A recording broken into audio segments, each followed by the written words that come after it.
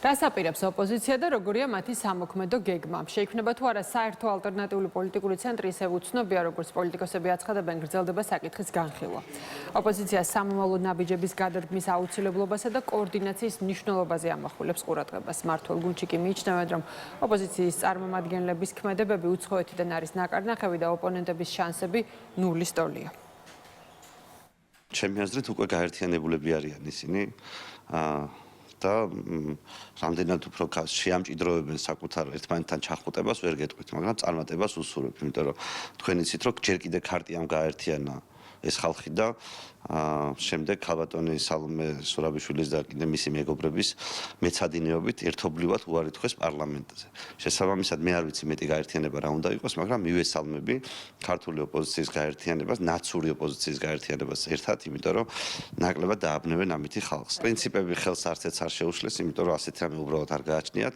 რაც შეეხება ლიდერი ვინ იქნება, მე მგონია რომ ამ შემთხვევაში თუ ხაზარაძე ჯიბეზე ფულს გაიკრავს, ფული მოაგვარებს ამ პრობლემას. იდეის გარშემო ჩვენ გაერთიანებულები ვართ, უბრალოდ ეხლა ხდება კონკრეტული ხედვების და ნაბიჯების შეჯერება, რაც განსხვავებით ქართული ოცნებისგან აქ არსებობენ განსხვავებული ხედვის ადამიანები, არსებობენ ადამიანები, რომელსაც საკუთარი აზრი გააჩნია და ზევიდან არავინ არ კარნახობს და ამიტომ მნიშვნელოვანია ეს ხედვები შეჯერდეს და საბოლოო ჯამში იდეა და მიზნები რაც გვაქვს საერთო, ამ საერთო იდეამდე და მიზნამდე ვიპოვოთ ყველაზე მოკლე გზა და ნაკლებად მტკივნეული ქვეყნისთვის, იმისთვის რომ შეიძლება მალე მოვიტანოთ ეს ცვლილებები და აი ამის გარშემო ხდება სინამდვილეში კოორდინაცია და გაერთიანება. ჩვენ ყავს რადიკალური ოპოზიცია, რომელსაც არც საკუთარი აზრი გააჩნია და რეალურად მათ შორის იმდენად არის ყველაფერი ერთი მეორეში არეული, რომ არანაირი მნიშვნელობა საზოგადოებისთვის არ გააჩნია მათ კონფიგურაციას. ისინი ერთად და ცალ-ცალკეც იქნებიან და უკვე არიან ძალიან მწარედ დამარცხებულები პირველ რიგში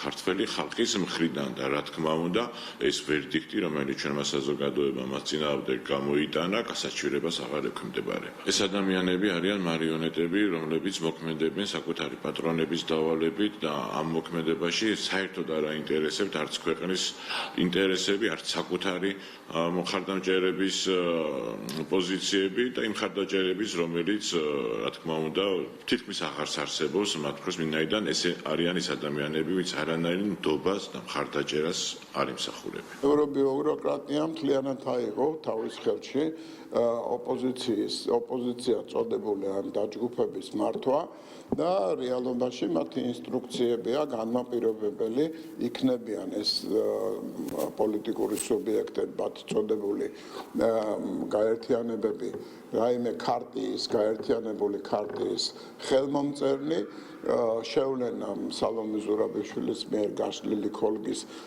ჭრილში თუ იქნებიან ცალ-ცალკე პოლიტიკურ პლატფორმებზე გასული. ყველა სუბიექტი, რომელიც ჩართულია საქართველოს წინააღმდეგ ბრძოლაში, ერთიანდება ერთი აბრევიატურის, ერთი სახელის ქვეშ.